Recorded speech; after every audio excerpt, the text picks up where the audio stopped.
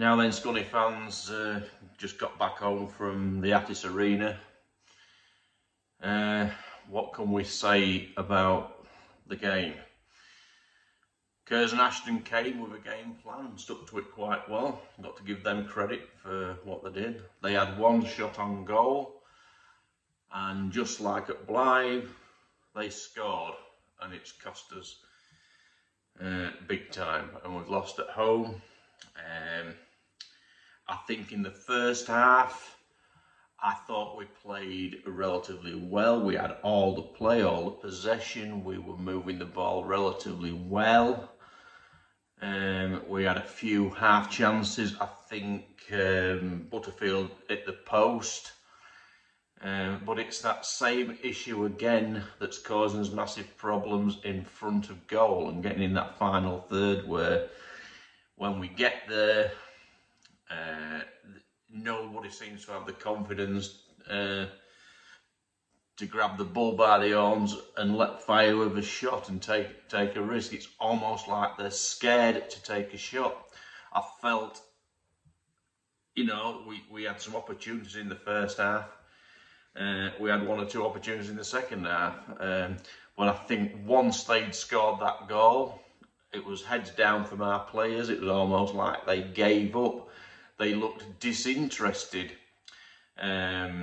In terms of Danny White, I'm not one I don't like criticising players. I really don't. I don't like it. But if we're going to give an honest view, I think Danny, for the full game, didn't look like his head was in the game. I mean, to be fair dues to him, and maybe it's a valid reason. He's just had a new baby born. He's probably maybe not having sleepless nights and got other things on his mind. It's quite possible. But at the end of the day, he's a professional footballer, and he did look disinterested. I think he failed to win a lot of the high balls, and he just didn't seem to lack that. I don't know. He just seemed to lack that bit of drive and commitment to go for the ball. Or it's easy just to sit back and I've lost, that sort of thing. That's what it looked like. I spoke to quite a few people, and they all had the same interpretation. But that said, right through, without picking on one person, the game is a team game, and it was a very poor team performance in that second half. Once they'd scored anyway. I just think, I don't know what the answer is. I mean, we're now going to be, I think it's about 12 points adrift of Tamworth.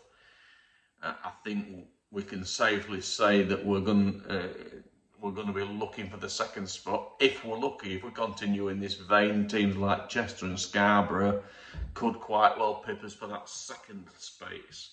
There's no telling. We've got to find solutions pretty quick. In terms of Jimmy Dean, there was lots of boos. There's lots of people again still calling for his head. I don't necessarily think that that's the right answer, because we are still second in the table, and there's only so much that the manager can do. The players have got to take a certain degree of responsibility once they step out on the pitch. Yes, I thought at times that it was hard to tell who was in what position at what time. We had an issue where there was a good break, came down this near side to where we were sitting in the main stand, and all it should have took Wilson just to run down towards the corner, and which is what Elliot presumed he was going to do, but he didn't look. He just presumed that was the running way. But what Wilson did was ran behind Elliot towards the centre of the pitch, and so a great chance went amiss because somehow there was a communication error. I feel that Wilson's job would have been to go down that wing to get the ball across. But I don't know why he went the way he did. I don't think the substitutions made any difference to the game. I felt they did when we was at Blythe. I thought Wilson had he been on the pitch longer, would have merited the man of the match at Blythe. But today, I don't think he got a touch of the ball. But you know, that's down to the team as well, because I think once they'd scored, we just weren't in it, and we looked disinterested, almost like, I don't know. And professional footballers shouldn't do that. It costs people like me and the other 3,500 people that turned up today. It costs us to support our teams. At the very least, we want to see a good work rate and commitment from the players, and that was, I think that was missing in the second half after they'd scored. Yeah, a very sad performance. I've got to say, I'm gutted. I'm upset. I'm not going to shout for Jimmy Dean's head, because I don't think that's the right thing to do. I don't think it's even a possible thing to do, so it's pointless talking about it. Because at the end of the day, we'd have to find money to pay up his contract. We'd then have to find money to bring in another manager. If the transfer embargo stays, they're not going to be able to bring in their own players if he was able to bring another manager in. All numerous logistical problems and nightmare for the club. Although that said, I've heard a rumour, I don't know how true it is, that there's a possible chance that the transfer embargo might be lifted.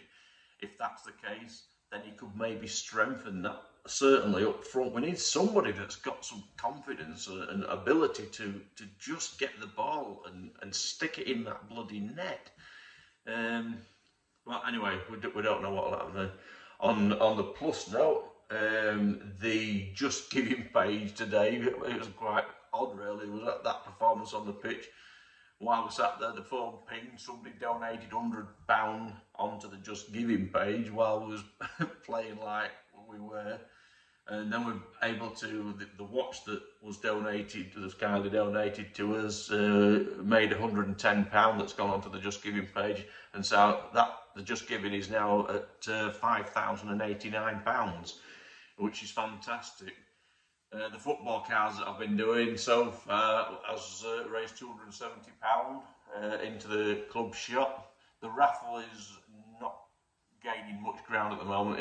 We've made it sold about £100 worth of raffle tickets at the moment. We may well extend the raffle to further than the end of February, give people a chance to buy more tickets, whatever. But for those that don't know, on a Sunday night on Facebook, I do the football cards, and this week I've got a new one.